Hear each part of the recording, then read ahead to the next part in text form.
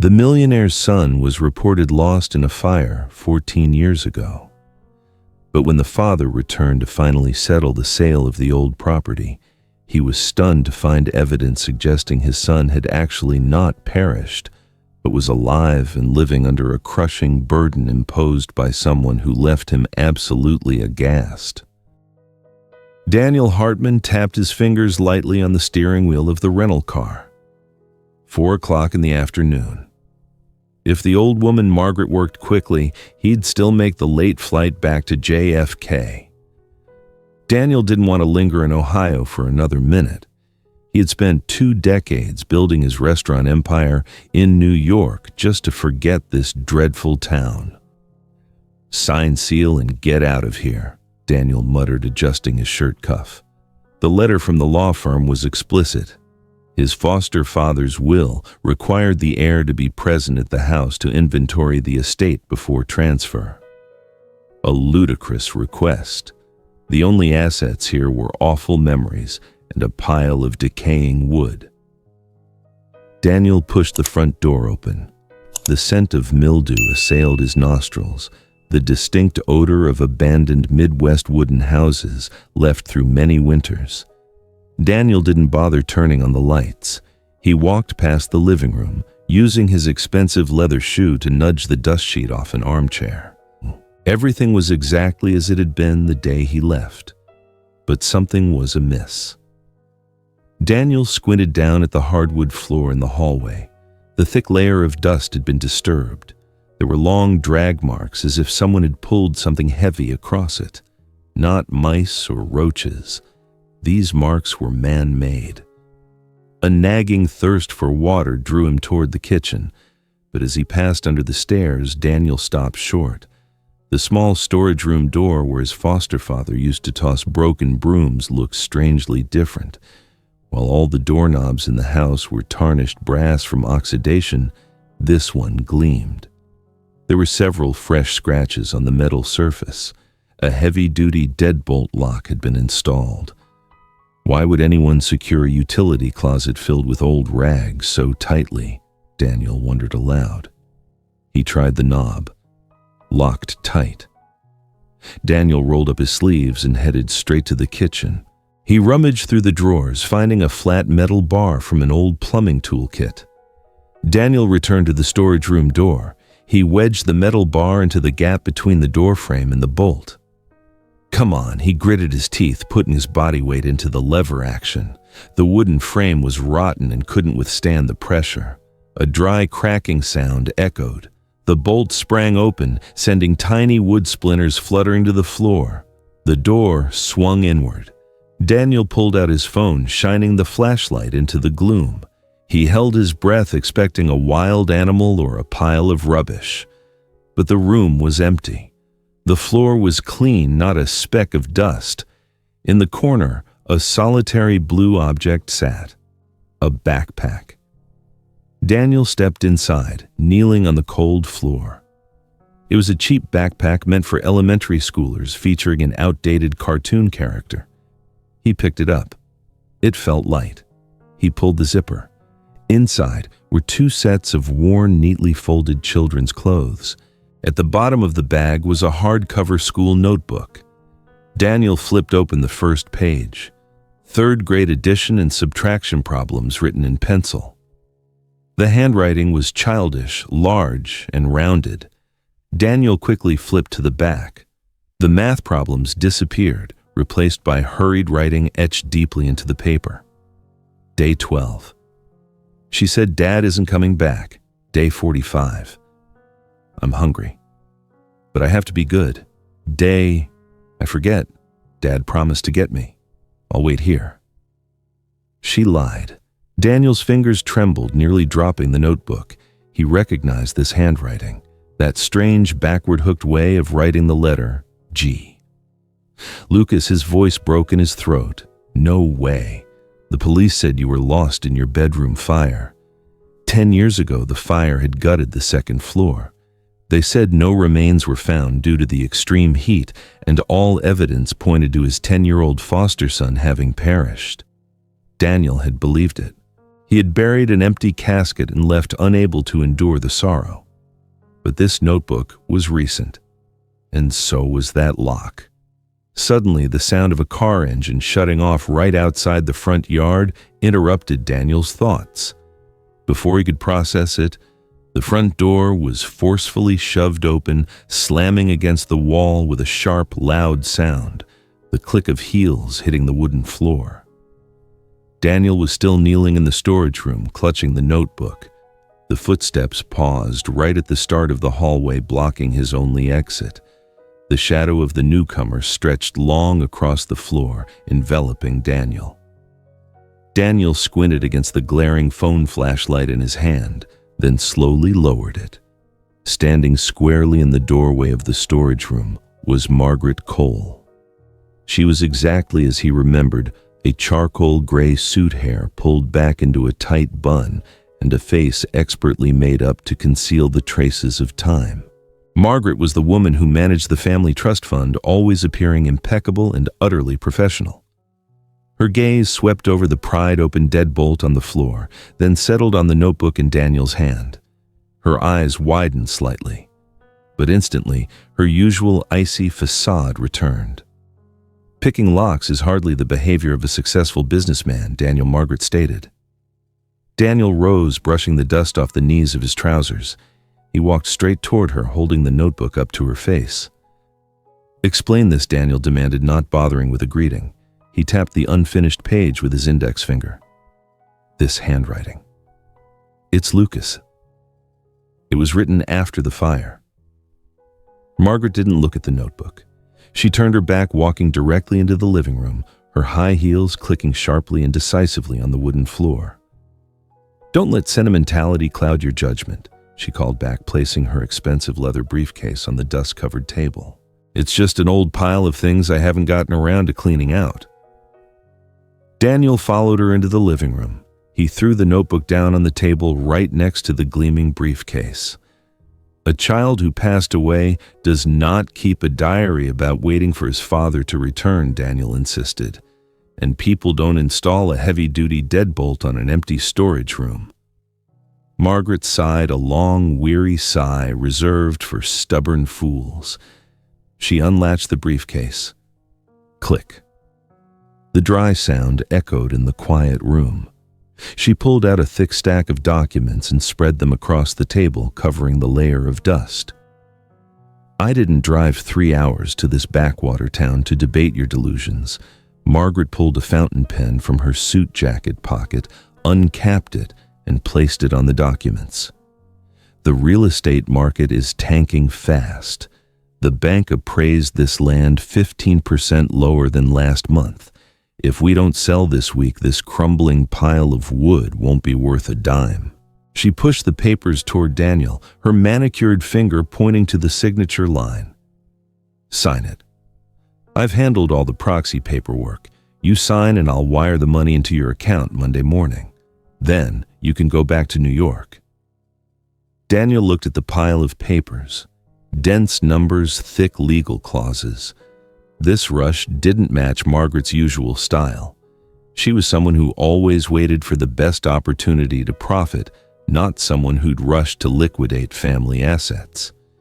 He didn't pick up the pen. "Why the urgency?" Daniel asked, looking her straight in the eye. "Because I don't want to waste time managing a house's remains," Margaret instantly replied. "Will you sign, or do you want to keep it to raise mice?" Daniel's gut told him something was being concealed beneath these black and white documents. He gathered the documents, pushing them back toward Margaret. "I can't sign yet." Margaret's jaw tightened. "What I want to see the original records of the fire." Daniel crossed his arms. "The forensic report, the scene photos, witness statements, everything." "Are you joking?" Margaret's voice rose a notch, losing its feigned composure. "That file has been archived for 10 years. The police closed the case. Accidental electrical short, that's it. If it was an accident, I want to see everything," Daniel challenged. The phone in Margaret's pocket rang. She started, glanced at the screen, and frowned.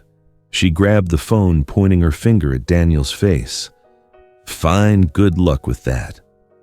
With that, she turned and quickly walked out to the porch, holding the phone to her ear and beginning to speak in an irritated voice, though she was trying to keep the volume down. The sliding glass door closed behind her. Daniel didn't waste a second. He knew Margaret.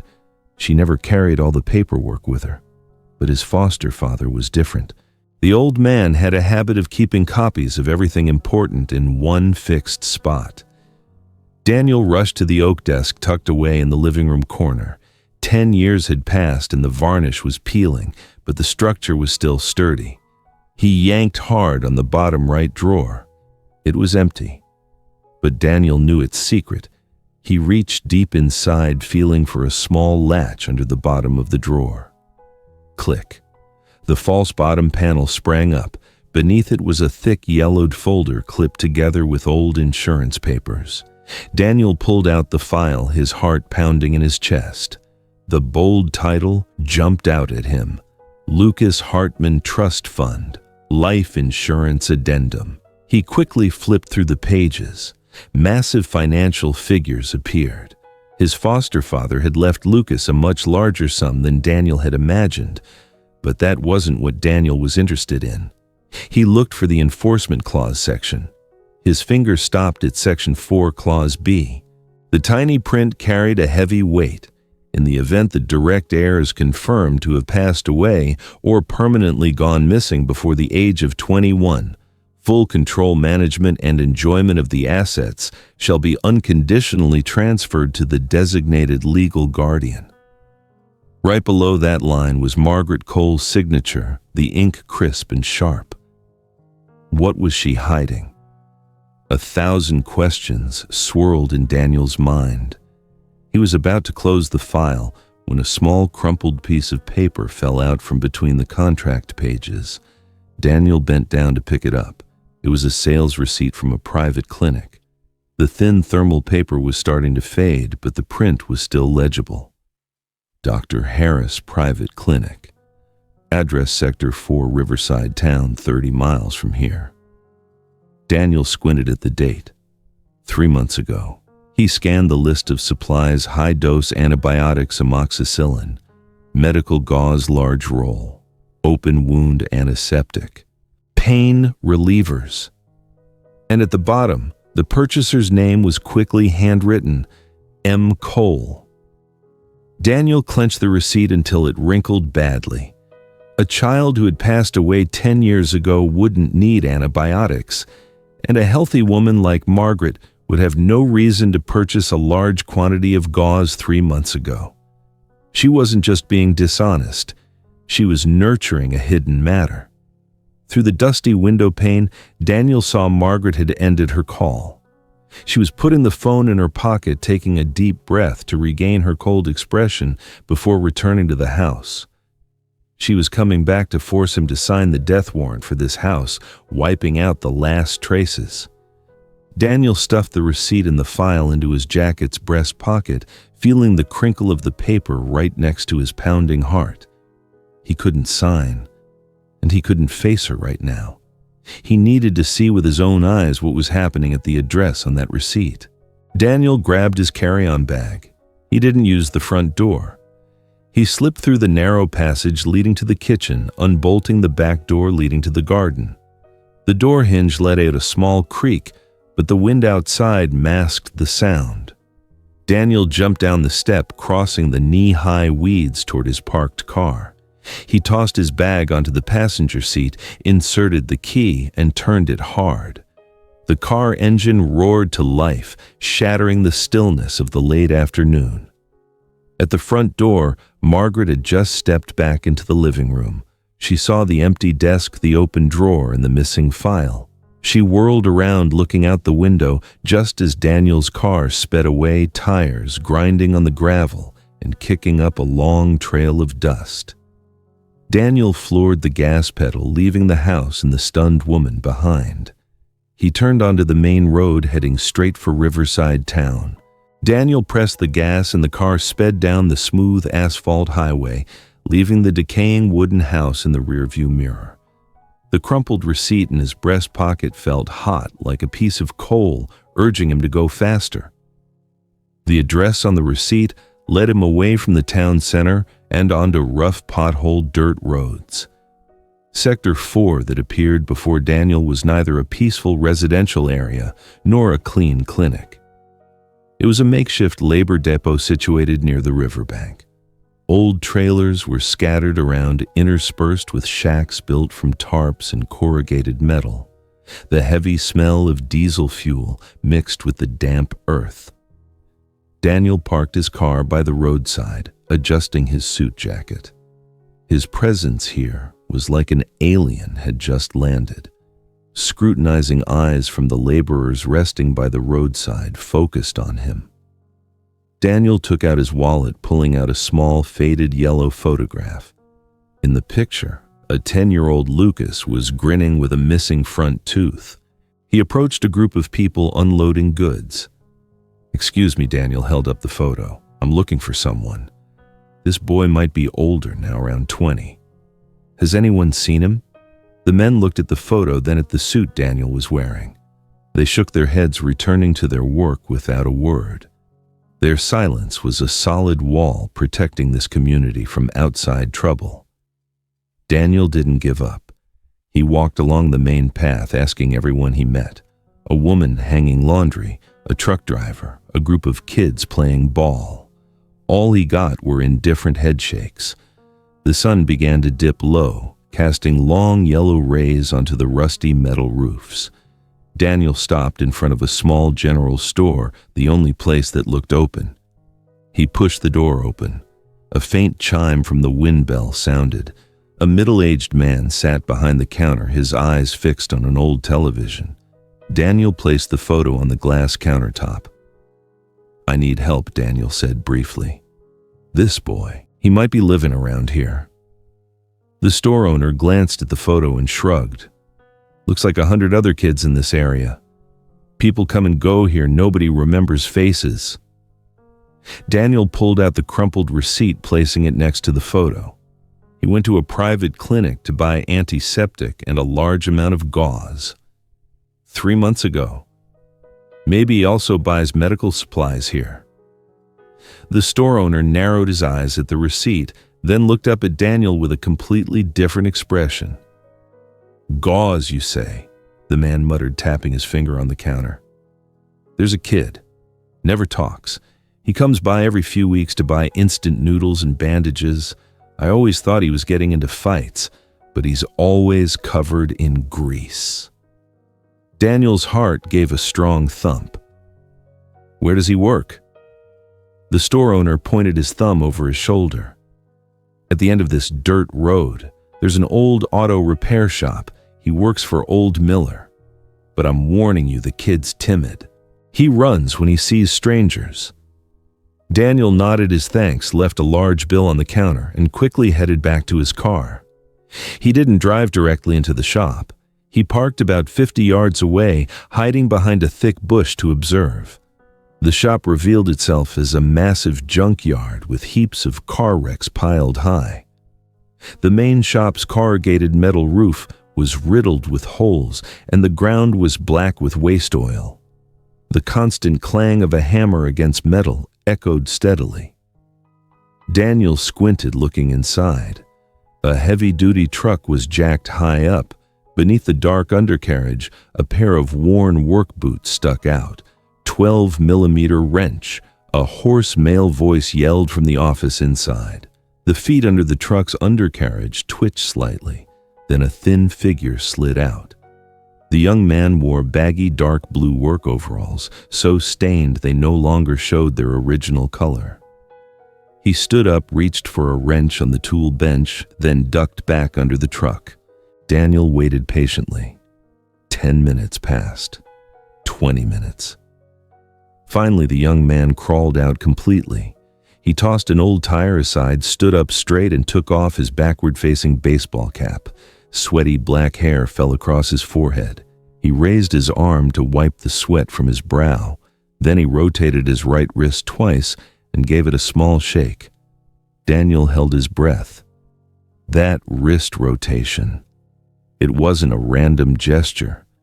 10 years ago, every time Lucas finished his homework or a baseball game, The boy did exactly the same thing.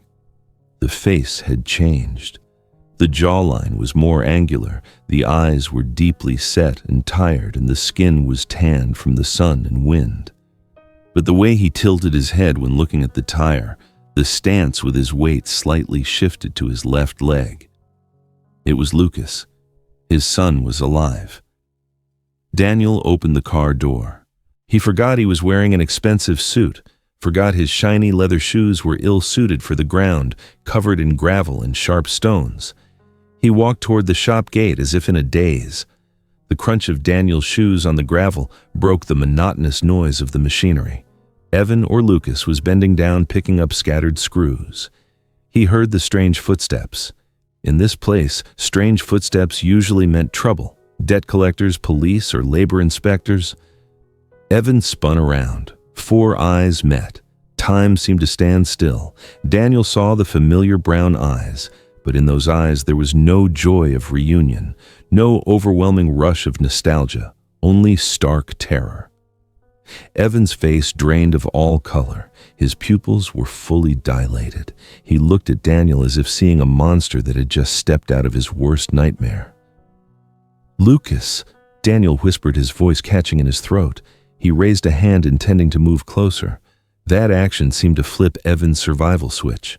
He stumbled backward, tripping over a pile of old tires. His hand fumbled on the workbench, grabbing a large cold steel wrench. Evan gripped the iron bar with both hands, holding it up in front of his chest in a defensive posture. His body was shaking violently, but not from the cold. "Don't come near me," Evan cried out, his voice hoarse and brittle. You stay away from me. She said you would come back. She said you wanted to hurt me for the rest of the money. Wasn't burning the house down once enough?" Daniel froze. Evan's words were like daggers thrust into his heart. Margaret. She hadn't just hidden Lucas away. She had poisoned the child's mind, turning the foster father who loved him most into an arch enemy. "Listen to me," Daniel took another careful step. "She tricked both of us. I never set the fire. I've been looking for you for 10 years. "Lies," Evan yelled, his eyes darting around for an escape route. "Stop." Evan swung the wrench in the air. Fear had completely taken over his mind. In his eyes, right now, the man in the suit was the Grim Reaper. Daniel realized he couldn't convince him with words right now. He needed to be patient. But the desperate urge to touch his son to confirm this was real was too strong, making him lower his guard. He took another step, his foot landing on a rusty piece of sheet metal that made a loud noise. Evan flinched. He let out a meaningless warning cry, then used all his might to throw the wrench toward Daniel. The iron bar spun through the air, heading straight for Daniel. Daniel instinctively leaned away, dodging it. The wrench struck a nearby oil drum with a deafening clang that echoed through the shop. Taking advantage of Daniel's momentary unsteadiness, Evan turned and ran. He didn't run toward the main gate. He dashed toward the ragged chain-link fence at the back of the shop, which bordered the thick woods. His work-hardened legs moved swiftly over the pile of scrap metal. "Wait!" Daniel chased after him. He tripped over a cross axle, falling hard to the ground. Dust and oil stained his expensive clothes. He scrambled to his feet, ignoring the sharp pain in his knee. By the time Daniel reached the fence, Evan had climbed to the top. He jumped down on the other side, landing cleanly before sprinting into the thick, thorny bushes. Daniel gripped the cold chain-link fence, watching his son's thin back disappear into the darkening tree line. He stood there, breathing heavily, helpless, as the woods swallowed the son he had just found. But this time he knew he was alive, and he knew where he was. Daniel let go of the fence and turned around. He wasn't going anywhere. He would wait here in this earthly purgatory until his son was ready to step out into the light. Daniel decided to stand watch in the cold night, but could a father's persistence overcome the deep-seated fear that had consumed Evan's mind for 10 years? "Don't look away," The moving journey to break through the wall of silence is about to begin. The woods swallowed Evan's thin frame, leaving Daniel standing alone in the cluttered junkyard. He wanted to rush after him. His fatherly instinct screamed at him to tear through the thorny bushes and pull his son out of the darkness. But his reason held him back. The boy was panicked. A chase right now would only make things worse. Daniel turned carefully, walking back toward the rental car parked by the road. He didn't start the engine. He reclined the driver's seat, crossed his arms, and kept his eyes fixed on the auto shop gate. Night fell, bringing with it the damp chill from the river. He stared intently at the dark void where Evan had vanished, afraid that if he blinked, the boy would evaporate forever. The night dragged on. When the first rays of sunlight pierced the dense fog, the sound of metal clanging woke Daniel. He sat up abruptly, rubbing his eyes. The shop gate was open. From behind a pile of rusted car wrecks, a figure emerged. It was Evan. He was wearing the same filthy overalls as yesterday, his cap pulled low, obscuring half his face. Evan paused, glancing toward Daniel's car. Seeing the car still sitting there quietly, his shoulders slumped a little, but he didn't run. He turned his back and started his workday. Daniel rolled down his car window to see better. Evan walked toward a huge tractor trailer. He crouched down, using his bare hands to wrestle a tire taller than his chest. The muscles on his lean arms strained.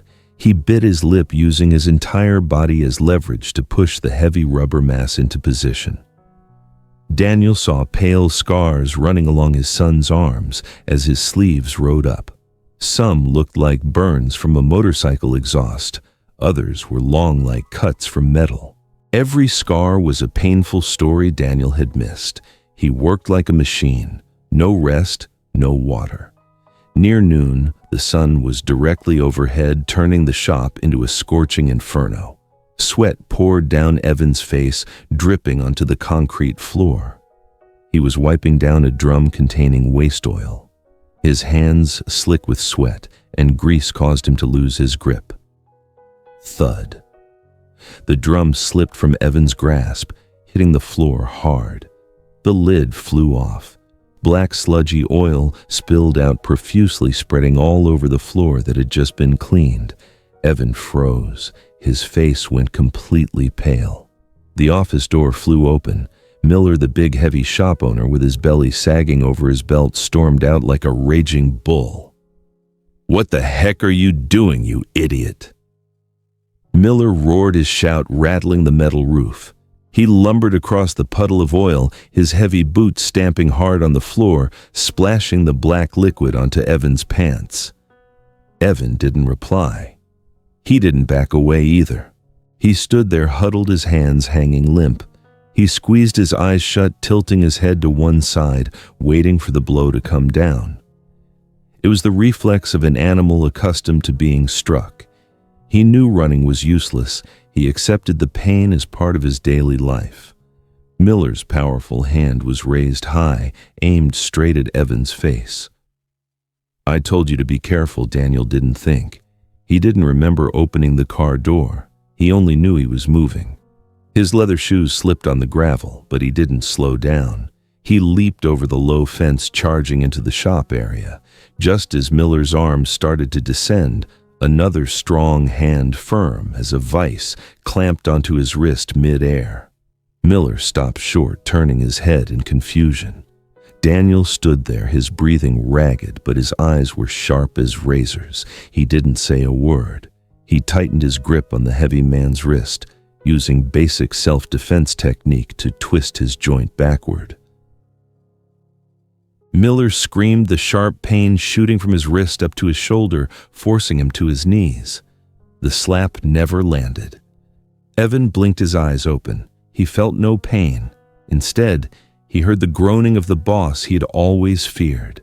In front of him, the man in the dirty suit stood as a shield. His broad back blocked the scorching sun, casting a shadow that enveloped Evan. Daniel forcefully shoved Miller away. The heavy man stumbled backward, falling headlong into a pile of old tires. He clutched his red wrist, looking at Daniel with a mixture of pain and fear. Who are you?" Miller stammered, trying to regain his aggressive posture but failing miserably. "You dare assault me on my property?" Daniel didn't even look at him. He pulled a leather wallet from his back pocket, taking out a thick wad of cash. He threw the money onto the oil-stained workbench next to them. "That's enough to buy 10 drums of oil and a month's salary for him." Daniel's voice was sharp, loud enough to overcome the surrounding noise. "Take it." Miller stared at the money, his eyes lighting up. He swallowed hard greed quickly, overriding his anger.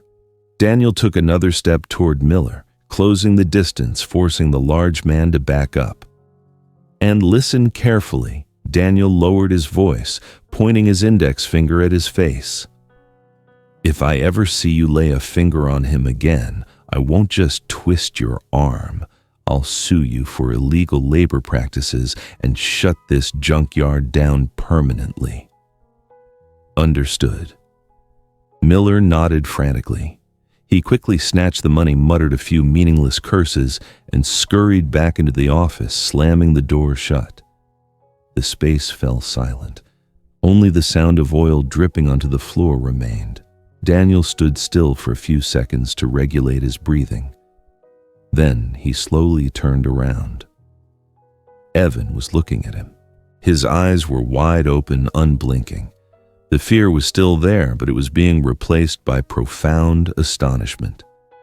In Margaret's story, Daniel was the one who set the fire, the one who wanted to eliminate him. But someone who wants to eliminate another doesn't block a blow for the victim. A wicked person doesn't step up to defend a ragged auto mechanic against a cruel boss. Daniel looked into his son's eyes. He wanted to hug him tight. He wanted to say, "I'm sorry I wasn't here sooner." But he saw Evan's body was still rigid. He understood. Trust couldn't be rebuilt with just one act. Daniel didn't approach. Instead, he took a big step back. He held up both hands to show he had no intention of invading his personal space. "I'll be in the car today," Daniel said, his voice as gentle as a breeze. "If you need anything, I'm right there." With that, Daniel turned and walked toward the gate. He didn't turn back to check if Evan ran away. He bet on the young man's curiosity and the human need for protection. Evan stood rooted to the spot, watching the strange man's back. He looked down at the dark oil puddle at his feet, then back toward the shop gate. The man didn't leave. He was leaning against the dusty car, again arms crossed, standing guard under the scorching sun. Evan crouched down and picked up the oil drum. He grabbed a rag and started soaking up the spilled oil. But his eyes weren't glued to the floor like usual. After every few wipes, he glanced out the gate. Once, twice, he was still there. The midday sun beat down directly onto the concrete yard of the auto shop, turning the space into a giant furnace. The stifling smell of burning rubber and motor oil filled the air. The lunch break bell rang. The workers dropped their tools and sought shade. Daniel was still standing there, leaning against the side of the car. His expensive shirt was dotted with sweat, but he didn't care. He watched Evan. The young man didn't join the other workers. He trudged toward the secluded corner behind a stack of truck tires where an old oak tree provided cover. Evan sat down on the ground, leaning his back against the peeling brick wall. He pulled a crumpled foil packet from his overalls pocket. Inside were 2 slices of stale sandwich bread with a thin slice of cheese. That was his lunch. Daniel took a deep breath, picking up a paper bag he'd gotten from a fast food place in town earlier. He walked across the shop yard. He walked calmly so as not to startle his son. When Daniel's shadow fell over Evan, he stopped chewing. His body tensed up instantly, his eyes wide with alertness. He started to get up to leave. "Stay put," Daniel said, his voice low and firm. He didn't look directly at Evan, but at the space in front of him. I'm not here to cause trouble." Daniel sat down on a wooden crate about 6 feet away from Evan, a distance close enough to talk, but far enough for the boy to feel secure. He placed the paper bag in the space between them. The delicious smell of grilled meat wafted out. "Eat. You can't do heavy work on dry bread." Evan looked at the bag, then at Daniel. His churning stomach betrayed his caution. He placed the piece of dry bread on his lap, hesitantly reaching out for the bag. He opened it. Inside was a large grilled beef patty sandwich, still steaming along with a cold can of soda. Evan picked up the sandwich, flipping back the top bun, as was his habit, to check the contents. He froze. It was packed with beef melted cheese and mustard sauce, but there was absolutely no sign of onion slices. Evan snapped his head up to look at Daniel. His hands started to tremble slightly. Every store in this area added onions to their patty sandwiches, unless the customer specifically asked them to be omitted. "How do you know?" Evan asked, his voice rough. Daniel opened his water bottle, took a sip, and replied, "There was a 10-year-old kid who always secretly picked the onions out of his pizza and hid them under his napkin because he hated the pungent taste. He'd rather starve than eat onions." Evan stared at the sandwich. Memories of Friday dinners flooded back. The image of a man laughing loudly when he caught him hiding onions under his plate. "That was 10 years ago," Evan mumbled, but he brought the sandwich to his mouth and took a big bite. Daniel smiled slightly. He leaned down, picking up the hardcover notebook from the ground, the one he had carried with him since leaving the storage room. He placed it on the wooden crate right next to Evan's soda can. He opened it to the last page. The hurried pencil lines appeared clearly in the harsh sunlight. "Dad promised to get me. I'll wait here." Evan stopped chewing. He swallowed the sandwich with difficulty. His eyes were fixed on that yellowed page. "She told me you were lost." Daniel began the story, getting straight to the point. "The fire happened exactly 3 days after I flew to Chicago to sign the contract for the new restaurant chain. When I came back, the police gave me a death certificate and an empty casket. They said the heat was too intense, nothing remained. She said you left." Evan said, his voice sharp, but with a hint of uncertainty. "She said you took the insurance money and went off with another woman. You didn't need me anymore." Daniel turned, looking directly into his son's eyes. His gaze was firm, unwavering. "Look at me, Lucas. Do I need insurance money?" Daniel gestured toward the car in the distance and at the clothes he was wearing. "I make 1,000 times more money than that amount. I never needed her money. I just needed my son." He pointed to the notebook. "I kept that house for 10 years without selling it just because I couldn't bring myself to erase the place you lived. And yesterday, when I found this in the storage room, I knew I was deceived.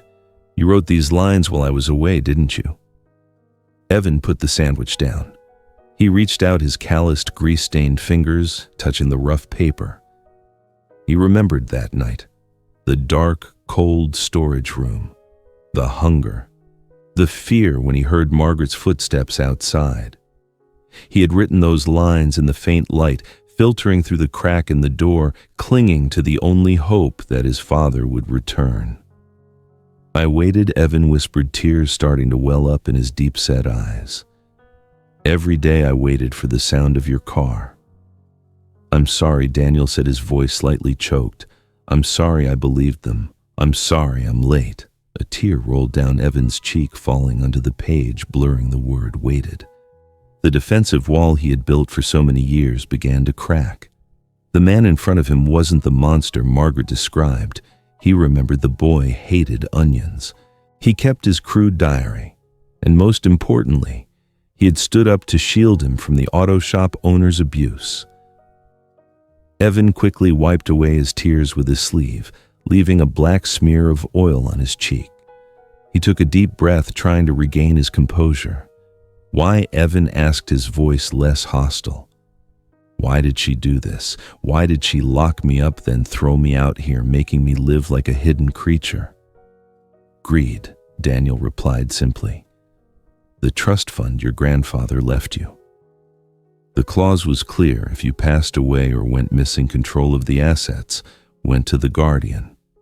That is her. Daniel briefly explained the contract he had found, how Margaret needed Evan to disappear so she could legally spend the money. Evan clenched his hands into fists. The years of hardship, the abuse, the hungry, cold nights, all for a few numbers in a woman's bank account. She always said she was the only one protecting me from you. Evan laughed bitterly.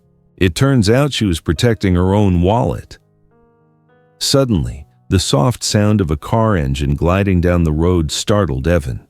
He peered through the gap in the stacked tires. A sleek silver sedan was driving slowly past the shop gate. The car windows were tinted black, but Evan immediately recognized the license plate. It was Margaret's trusted assistant's car. He usually came here once a month to check in to ensure Evan wasn't causing trouble. Shh. Evan huddled back against the wall. He quickly snatched the notebook, tucking it inside his overalls right against his chest. Daniel was about to stand up and look, but Evan grabbed his wrist, pulling him down forcefully. His hand was cold and trembling. Don't let them see you, Evan whispered urgently. If they find out you found me, she'll go crazy. She has eyes and ears everywhere. The sedan slowed down in front of the gate as if the driver was observing the yard. After a few tense seconds, the car sped off toward the town. Evan let out a sigh of relief. He looked at Daniel, his eyes more determined than ever. He couldn't stay here any longer. This shop was no longer safe. Follow me, Evan said, letting go of Daniel's hand. He stood up, looking around to ensure no one was watching. The shop owner was still hiding in the office counting money, and the workers were dozing off. Evan led the way.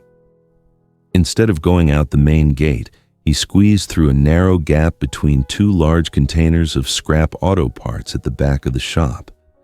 This path led straight to the edge of the woods, where there was a little-known small trail. Daniel followed closely behind his son. He watched the thin back moving quickly ahead. They were no longer two strangers standing on opposite sides of a battlefield. They were running together, or rather starting a counterattack together. Evan stopped at the edge of the woods, pushing aside a thick bush to reveal the secret path. He turned back to Daniel, nodding slightly. We need a more secure place, he said. I have something I want to show you, about what she forced me to do. The woods thinned out, giving way to a small clearing hidden behind thick, thorny bushes. In front of them was an old hunting shack, its wooden roof rotted and covered with green moss. Evan pushed the door open. He kicked a log blocking the doorway to one side, clearing a path for Daniel. This is where I slept on nights when the smell of oil in the shop was too much. Evan said, his voice still a bit hesitant. He pointed to a worn spring mattress in the corner of the room. Daniel made no comment about the poor living conditions. He set his briefcase down on a wobbly wooden table. He opened the case, taking out a small white box with a medical label, a rapid DNA testing kit. He had bought it at the largest pharmacy in town, right after leaving the storage room this morning. We need this, Daniel said, pushing the box toward Evan. Not because I doubt it, but because the law needs it in writing. Evan looked at the box. He didn't ask questions, didn't hesitate. He took the swab, tore open the packaging, and put it in his mouth, rubbing it firmly against the inside of his cheek. The movement was decisive, as if he'd been waiting for this moment for a very long time. He handed the swab back to Daniel. It takes about 15 minutes, Daniel said, inserting the swab into the reaction solution. The two men sat facing each other in the cramped space. The sound of the wind whistling through the gaps in the wooden walls created a somber atmosphere. Why didn't you ever escape? Daniel asked, breaking the silence. You're old enough, strong enough. You could have taken a bus anywhere. Evan laced his hands together, looking down at his worn work boots. "She knows how to hold people without ropes," Evan said. "When I was 14, I did run away. An old farm couple in the next county gave me food and let me sleep in their barn. They were good people." Evan paused, his jaw clenched tight. "Margaret found me after 2 days. She didn't strike me. She just said that if I didn't come back, she would tell the police the old couple kidnapped a minor. She'd have them thrown in jail and their farm confiscated." Daniel gripped his hands into fists on the table. "She turned me into a captive," Evan continued, looking up at Daniel. "I couldn't let the people who helped me get into trouble. I accepted being a ghost so she could claim Social Security money, fake disability benefits, and that cursed trust fund." A small beep from the testing device cut into the story. Daniel picked up the device. The liquid crystal display showed a clear reading. He wasn't surprised, but a 1,000-pound weight seemed to lift from his chest. He handed the device to Evan. Evan took it. The number 99.9% shone brightly on the small screen. It wasn't just a scientific figure. It was his ticket back to being a person. Evan put the device down on the table. His shoulders shook uncontrollably. He bowed his head, trying to hide the overwhelming surge of emotion. Daniel stood up. He stepped around the wooden table, moving closer to his son. He didn't offer empty words. He placed his large, warm hand on Evan's shoulder, squeezing it firmly. The firm, trustworthy touch of a father. Evan looked up. Tears streamed through the streaks of oil on his cheeks. He stood up, and in a moment of vulnerability, he buried his head in Daniel's shoulder. Dad Evan choked out the word muffled in his throat. "I'm here." Daniel patted his back gently. "It's over. No one will ever harm you again." They stood there for a moment, two men in the dilapidated shack reconnecting the bond that had been severed for a decade. Daniel released Evan. He returned to his problem-solver state. His eyes became sharp. "We can't just leave," Daniel said, putting the testing device into his pocket. "If we go, she'll keep looking, or she'll ruin your reputation. We need to put her in custody." Evan wiped his face with the rough sleeve of his overalls. His eyes hardened too. He no longer wanted to run away. "I know where she hid the evidence," Evan said. Daniel raised an eyebrow. "We're right in the old house." "In my grandfather's study," Evan quickly explained. "Behind the painting of the racehorse on the wall, there's a wall safe. She thinks no one knows the code, but I once saw her open it. She keeps a black ledger book there detailing every expense from your money. And," Evan hesitated slightly, "and my mother's necklace. She keeps it as a trophy." Daniel nodded. "Good. I haven't sold the house yet. The key is still here. Tonight we go back there and retrieve the ledger. With it, I'll ensure she faces the law for a long time." The plan was simple and daring. They would break into the enemy's lair right under her nose. Suddenly, a phone rang sharply in Evan's pocket. A new message. Evan pulled out his phone. The screen lit up in the gloom of the shack. Daniel saw Evan's face change color. The young man who had just regained some spirit now turned deathly pale with fear. "What is it?" Daniel asked, stepping closer. Evan couldn't speak. He held out the phone. On the screen was a message from an unknown number, but the tone was unmistakable. "I know you're with him. I saw his car at the shop. Did you think you could escape, get back to the old house immediately, alone, or I'll melt your mother's necklace down to ashes?" Attached to the message was a blurry photo of Margaret's hand, holding a Zippo lighter positioned right next to a thin silver necklace. Evan looked up at Daniel, his eyes filled with sheer panic. "She knows," Evan whispered. "She'll destroy it. That's the only thing my mother left me." The phone screen was the only thing visible in the miserable shack. Evan stared intensely at the photo, his thumb rubbing hard against the glass as if trying to extinguish the fire in the picture. The photo was a close-up. A woman's hand with bright red nail polish was holding a brass Zippo lighter. The small orange-yellow flame flickered as it nearly touched the bottom of an old tarnished silver necklace. The heart-shaped pendant was dull, but Evan recognized it instantly. He'd spent his childhood searching for it in the cardboard boxes Margaret hid under her bed. "She went through my things," Evan said, his voice trembling not from fear but from rage. "My mother wore it the day she passed away. It has a picture of you two inside." Daniel took the phone. He zoomed in on the photo.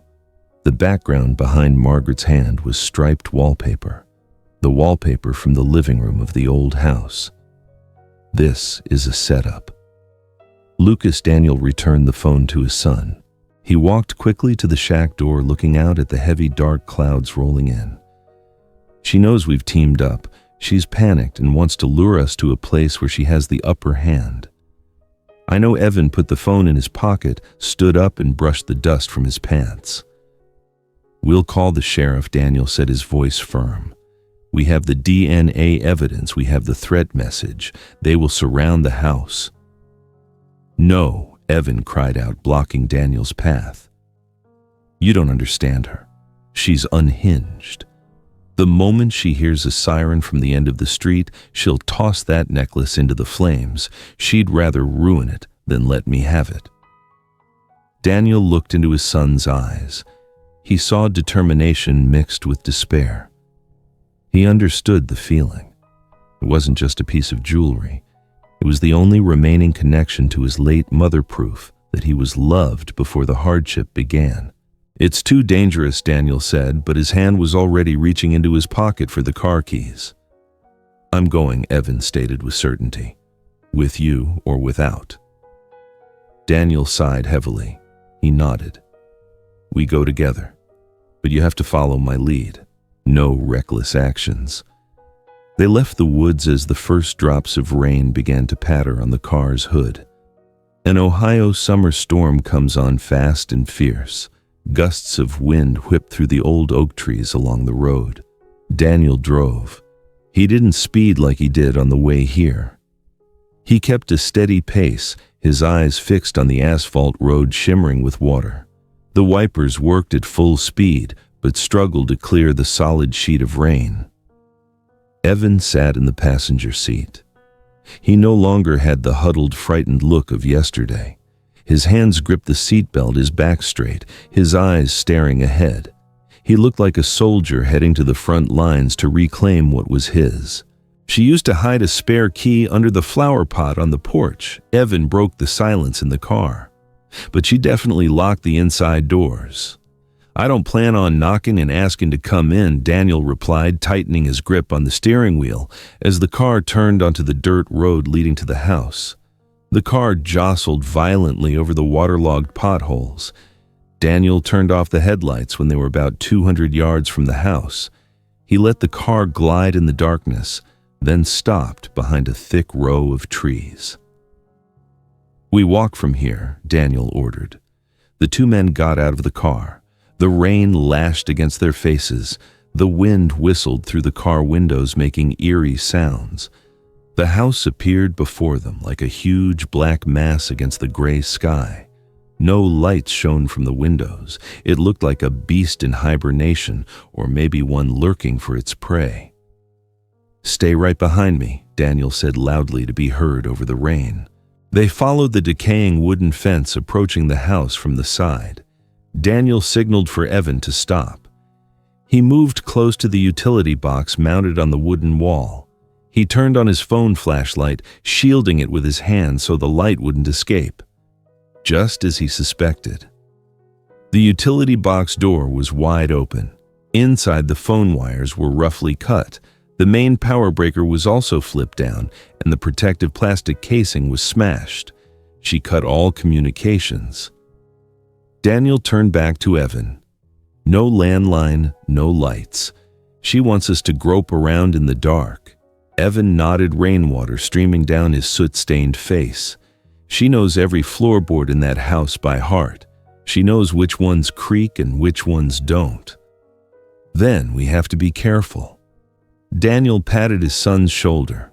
They crept around to the front porch. The wooden porch floor was slick with moss and rainwater. The window shutters rattled violently against the frame from the wind, creating a quick, tense rhythm. The thick oak front door appeared. It wasn't tightly shut. A small gap of a few centimeters revealed the thick darkness inside. It was slightly ajar. Daniel stopped right before the last step. He raised his arm to block Evan's chest, preventing him from moving forward. His nose wrinkled. The wind blowing from inside the house carried a strange smell. Not the familiar scent of mildew, a sharp, pungent odor. "Gasoline," Daniel whispered. "The smell of gasoline is overwhelming." Evan smelled it too. He started to charge forward, but Daniel's arm, stiff as steel, held him back. "She doesn't just want to threaten, Daniel," said his voice strained. "She's prepared to incinerate everything. Stay behind me. The moment the door opens, watch both sides." Evan nodded, his heart pounding in his chest. He took a step back, sheltering behind Daniel's broad back. Daniel took a deep breath, readying himself. He didn't use his hands to push. He lifted his right leg, putting force into his heel. Slam! The heavy wooden door was kicked inward, striking the wall hard. The darkness inside swallowed them. The rusted hinge shrieked a long, piercing sound, like the Grim Reaper's welcome cry. Daniel stepped inside Evan, close behind. The door's been thrown open, the overwhelming smell of gasoline, signaling a looming inferno. Is stepping into the darkness brave or suicidal? Hold your breath and follow the life or death confrontation in the fire in the final scenes to follow. The wooden door slammed against the wall behind it, the loud noise instantly muffled by the peal of thunder outside. Daniel stepped inside his shoe soles, slipping slightly on the damp wooden floor. Evan was right behind him, his ragged breathing on Daniel's neck. Darkness enveloped the spacious living room. The smell of gasoline was no longer faint, but thick, rushing straight into Daniel's lungs, making his chest burn. Crack. A bolt of lightning tore across the night sky through the large window, briefly illuminating the room. In the middle of the room, where the luxurious velvet sofa once sat, stood Margaret Cole. She was no longer the steel businesswoman with her hair perfectly coiffed. Her hair was disheveled, plastered to her forehead with sweat and rain. Her expensive gray suit was stained with black filth. She stood slightly hunched, her eyes wide, staring intensely toward the front door. In her right hand, the small orange-yellow flame from the Zippo lighter flickered on and off with the rhythm of the metal lid closing and opening. Click, flick, click. The sound of metal tapping metal was steady cold amidst the howling wind. "I thought you two were smarter than this," Margaret said. Her voice was hoarse, echoing in the empty room. Daniel stopped. His foot nudged something hard on the floor. He looked down. White 5-gallon plastic containers lay scattered everywhere. The caps were wide open. A puddle of clear liquid glistened beneath Margaret's feet, spreading out to where Daniel stood. One spark, and this entire house would become a crematorium in seconds. "What are you doing?" Margaret Daniel asked, trying to keep his voice steady so as not to provoke the woman standing on the edge of madness. "Are you planning to burn yourself too?" Margaret scoffed. She nudged a lighter-colored empty gas can with the tip of her shoe. "Me, no, Daniel. I know the way out. You two are the ones who don't." She raised her left hand high. The old silver necklace swayed in the flickering light of the Zippo. Evan held his breath. He was about to rush forward, but Daniel's arm was tightly across his chest, stopping him. "Look closely, you little brat," Margaret hissed, her eyes fixed on Evan. "You want this so badly, don't you? This garbage from your mother." She lowered her hand. The flame lightly touched the pendant. Then she let go. The necklace splashed into the puddle of gasoline right at her feet. "No," Evan screamed. He struggled to break free from Daniel's grasp. "Stay put," Daniel commanded, his hand squeezing his son's shoulder. "It's a trap. She wants you to rush in." Evan froze, his chest heaving violently. He looked at the necklace submerged in the flammable liquid, then up at Margaret's distorted face. Why? Daniel took a small step forward, drawing Margaret's attention to himself. He subtly signaled with his eyes for Evan to move to the right toward the old armchair. "You have money, you have reputation. Why go to this extent, money?" Margaret laughed loudly, the sound piercing and bitter. "You think I managed that cursed fund out of passion? I lost everything in a real estate investment in Florida 5 years ago. Everything." She waved her hand, the lighter tracing a line of light in the air. "I needed that fund to cover the losses. I needed it to keep my house, my car, my life. And that brat," she pointed at Evan, "he was the key. He had to disappear for me to unlock the treasure. So you kept him captive." Daniel continued, taking another small step. Evan had gotten the message. He was carefully moving around in the shadow behind Margaret's back. "You staged the fire scene 10 years ago. It was a marvelous accident." Margaret tilted her head, her eyes hazy with memory. "That old furnace short-circuited right when I needed it to. No one suspected anything. No one looked. It settled everything." She looked at Daniel, her eyes suddenly sharp with hatred. "Everything was perfect. Until you came back. You just needed to sign the sales paper and leave. Why did you have to meddle in affairs that weren't yours?" "Because he is my son," Daniel replied firmly. "And you've reached the end of the line. The police will be here soon." "Stop this, Margaret. You can still walk out of here without anyone getting hurt." "The police," Margaret curled her lip. "They'll find 3 charred bodies. A tragic accident due to an electrical short during a storm, just like 10 years ago, except this time no one will survive to write a diary." She saw movement out of the corner of her eye. Evan was charging toward her from the right. Margaret didn't panic. She looked at the two with a final expression of pity. "Goodbye," she said softly. Her carefully manicured fingers relaxed. The Zippo lighter fell.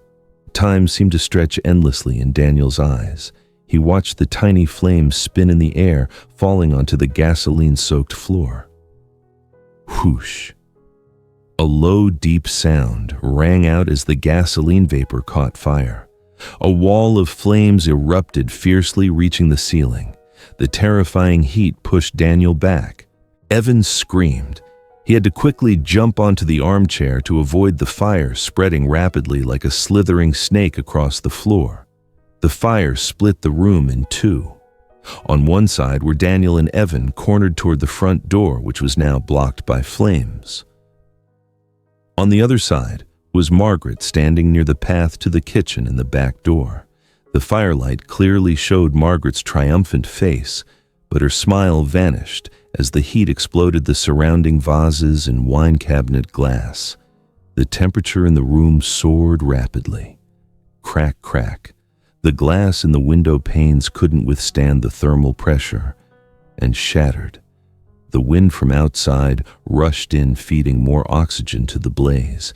The flames shot higher, licking at the old curtains, climbing the dry wooden ceiling. Margaret covered her face with her hand, choking on the thick black smoke that began to curl up. She turned her back, no longer looking at Daniel and Evan.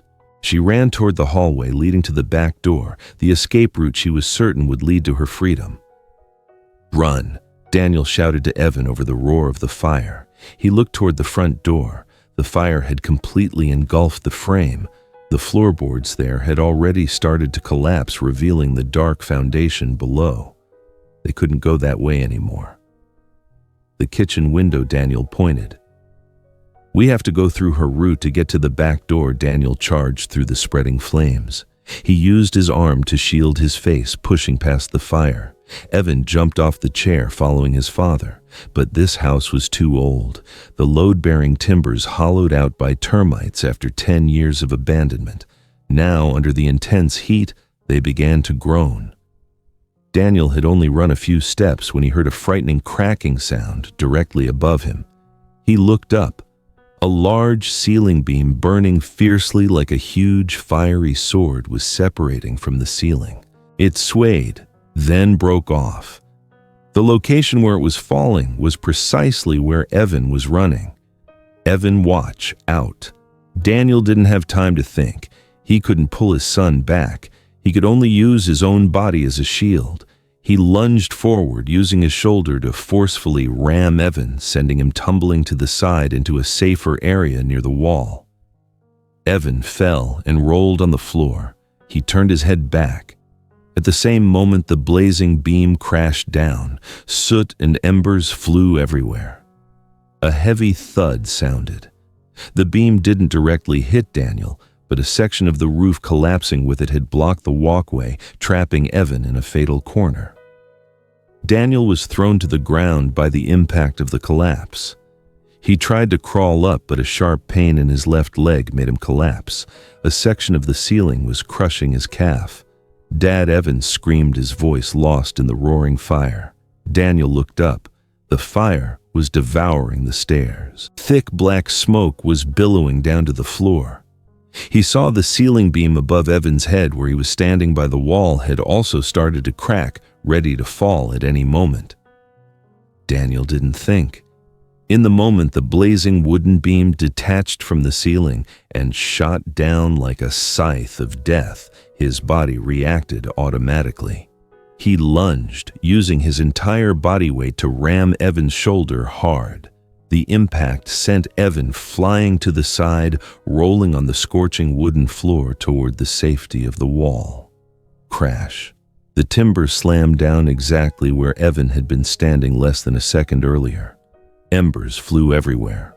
A large section of the ceiling collapsed with it crushing Daniel's left leg. He fell to his knees. A blinding pain shot from his ankle up to his brain. Daniel tried to pull his leg out, but it was futile. The mass of wood and plaster weighed like a ton of iron. Black smoke from the melting plastic carpet billowed up to the ceiling, becoming thick. Daniel coughed violently, his lungs feeling like someone had poured acid into them. His vision blurred from the burning smoke. At the end of the hallway near the back door, a frantic sound of metal clanging echoed. Margaret was desperately wrenching the doorknob. Open, open. Right now, she screamed. But the oak door frame had been warped by the intense heat jamming the door shut. She was trapped.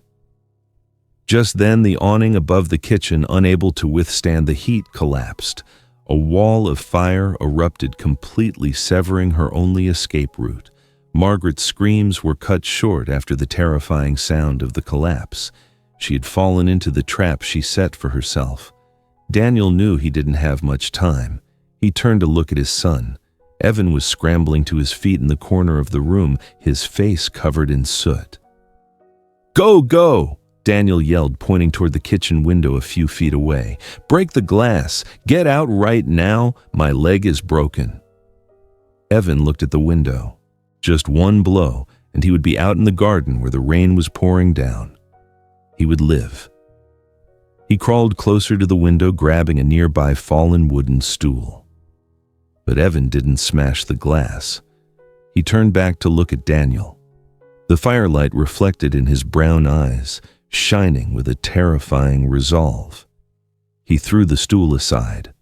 "No." Evan said, his voice deep and steady amidst the roar of the fire. He charged back into the inferno, crawling to Daniel's side. "What the heck are you doing?" Daniel pushed his shoulder. "Run." Evan didn't answer. He knelt next to Daniel's leg. His calloused hands, hardened by oil and steel, gripped the half-burnt wooden beam. The scorching heat blasted his face, but he didn't blink. 1, 2, 3. Evan gritted his teeth, straining with all his might. The muscles on his lean arms bulged like tight ropes. The strength of 10 years of hard labor was now focused entirely on these hands. The heavy timber shifted slightly. "Pull your leg out!" Evan roared.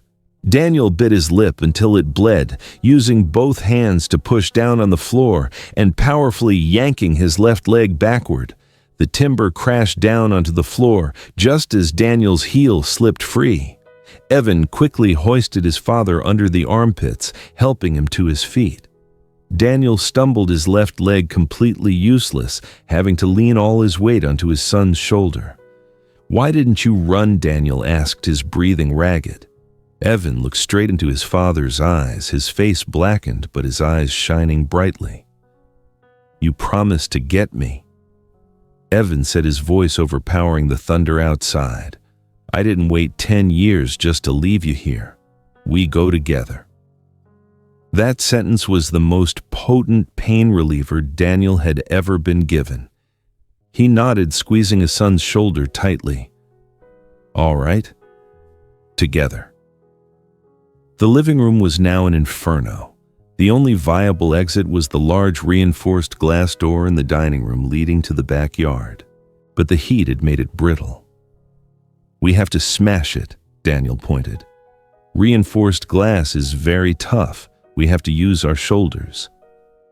The two men supported each other, running through the narrow hallway, the fire stinging their faces. Every step Daniel took was torture, but Evan's steady arm kept him from falling. They reached the large glass panel. Outside was the pitch-black rain. "Ready!" Daniel yelled. Evan nodded. The two men took a step back to gain momentum, shoulder to shoulder. Now they lunged. Using the last reserves of their life force, they slammed into the glass. Crash!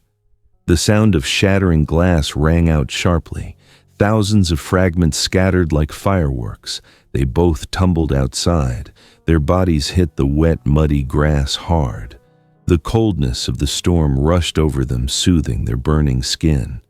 They had only rolled a few feet away when a huge explosion rocked the area behind them. The ground shook. The entire roof section of the house collapsed.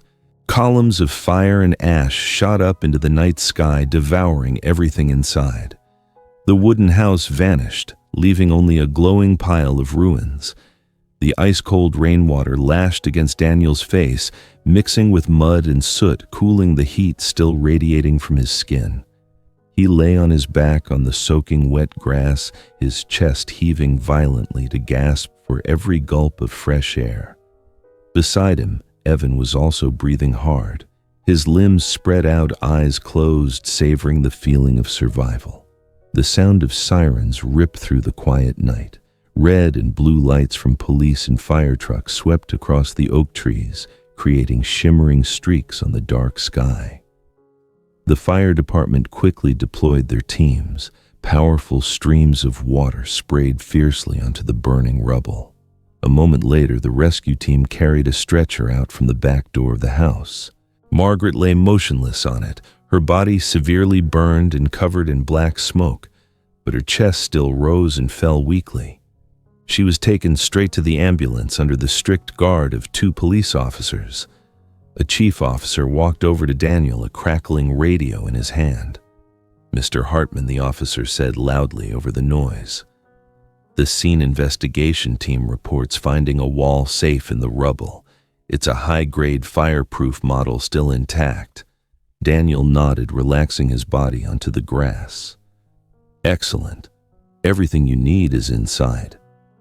The next morning, the strong smell of antiseptic replaced the burnt odor of the previous night. Daniel was sitting up in the hospital bed, his left leg encased in a white cast and elevated. Next to the bed, Evan sat on a plastic chair, his right arm wrapped in white bandages, covering the deep cuts from the broken glass. The room was quiet, with only the steady hum of the air conditioning. Evan reached into the pocket of his jacket, which still smelled faintly of smoke. He pulled out 2 items and placed them on Daniel's bedside tray table, the hardcover notebook with a large corner charred by fire and the silver necklace now black with soot. These were the things he had risked his life to retrieve before crashing through the glass door.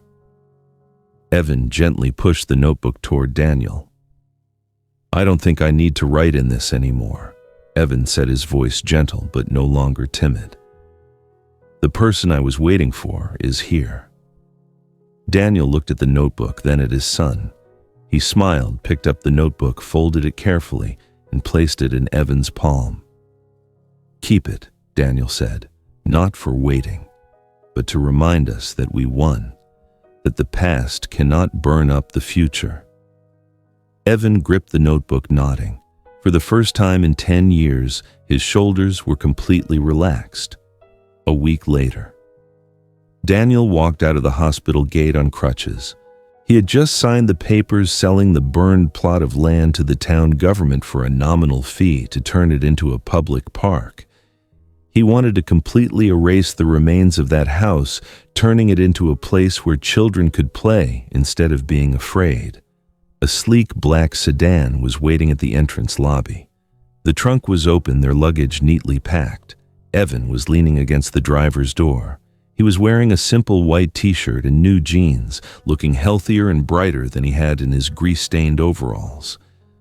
Seeing Daniel approach, Evan quickly rushed to help his father. "How's the leg?" Evan asked as he helped Daniel into the passenger seat. "I broke a leg, not became completely incapacitated." Daniel patted his shoulder, laughing. He adjusted his seat to get comfortable, then looked over at Evan, who was buckling his seatbelt in the driver's seat. "Ready?" Daniel asked. Evan put his hands on the steering wheel, inhaling deeply the smell of the new day. He looked at the road stretching ahead. "Where are we going?" Evan asked. Daniel rolled down the car window and put on his sunglasses. "I recall I still owe you a trip to the amusement park from when you were 10, Daniel winked. 10 years of compounded interest makes it quite a big debt. "Can you drive?" Evan laughed, the brightest, most complete smile Daniel had ever seen. "Absolutely. Buckle up, Dad." Evan lightly pressed the gas pedal. The car rolled away, leaving the hospital grounds, leaving the small, gloomy town behind. They sped onto the wide highway under the brilliant sunlight of the new day. Neither of them looked back in the rearview mirror. Ahead of them was freedom. A child's identity is not defined by numbers in a trust fund, but by where they feel safe and loved. The story is a harsh reminder. Greed can hold a body captive, but only perseverance and true parental affection are powerful enough to free a soul. Never give up on your loved ones, even when the whole world says they are gone. Note: the story above is entirely fictional. The names of characters, places, and events have been created for the purpose of illustrating the educational and artistic message. Any resemblance to real people or actual events is purely coincidental.